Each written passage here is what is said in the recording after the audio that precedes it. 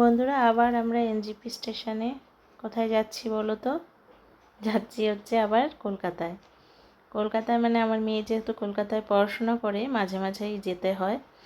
আর এইবার ঠিক মেয়ের কাছে যাচ্ছি বললে ভুল হবে, ওর বাবার একটা প্রোগ্রাম আছে, মানে একটা অ্যাওয়ার্ড সেরিমনি আছে, তার জন্যই যাওয়া।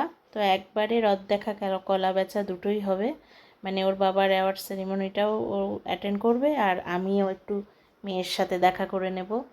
তা আমরা সকালবেলা পৌঁছে মেট্রো ধরে চলে গেলাম মেয়ের কাছে। আমার মেয়ে কালীঘাট মানে যতীন দাস পার্কে থাকে। তো এই যে মেট্রোতে উঠে যাচ্ছি, আমার মেট্রো এসে গেছে। এই যে কলকাতা মেট্রোর ভেতরটা। খুব অল্প করেই ভিডিও করলাম, কেমন যেন লাগছিল যে আমি ভিডিও করছি সবাই দেখছে। যাই হোক, তোমাদের দেখানোর জন্যই করলাম। এইবার এই যে মেয়েকে নিয়ে নিয়েছি, আমরা আজকে যাচ্ছি জোড়াসাঁকো ঠাকুরবাড়ি। এবার জানি না ওখানে ক্যামেরা অ্যালাউ আছে কি না, যদি থাকে তাহলে তোমাদের সাথে আমি পুরোটাই শেয়ার করব। এই যে আমরা পৌঁছে গেছি রবীন্দ্রনাথ ঠাকুরের জোড়াসাঁকো ঠাকুরবাড়িতে। এই যে দেখো জোড়াসাঁকো ঠাকুরবাড়ি লেখা। এটার আর একটা নাম আছে রবীন্দ্রভারতী বিশ্ববিদ্যালয়। এই যে ভেতরটা, কিন্তু খুব দুর্ভাগ্যবশত ক্যামেরাটা নিয়ে নিল, তাই আর তুলতে পারলাম না ফটো। তারপর পুরো ঘুরে আমাদের প্রায় 2 ঘন্টা লেগেছিল মিউজিয়ামটা ঘুরতে। ঘুরে এসে প্রচণ্ড খিদে পেয়ে গেছিলো, তাই আমরা একটা চাচা কি ধাবা বলে ওই জোড়াসাঁকো ঠাকুরবাড়ির পাশেই এই ধাবাটা, সেখানে চলে এসেছি।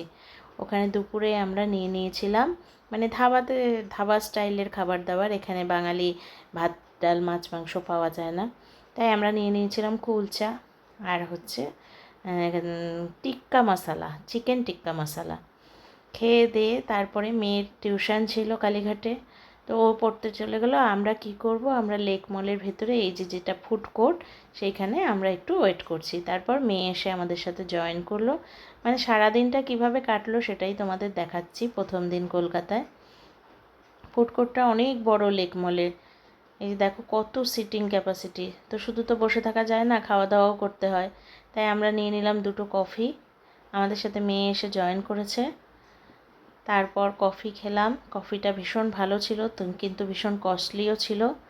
তারপরে যে একটু মানে খিদে খিদে পাচ্ছে, তাই নিয়ে নিলাম চিকেন স্যান্ডউইচ। চিকেন স্যান্ডউইচটা খুব ভালো ছিল। মেয়ে এইগুলো কিছুই খেলো না, ও একটা আইসক্রিম নিয়েছিল। এই যে বাবা মেয়ের গল্প চলছে।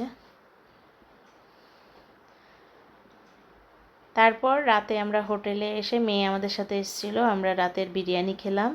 বিরিয়ানিটা খুব ভালো ছিল। প্রথম দিন এইভাবেই কাটলো।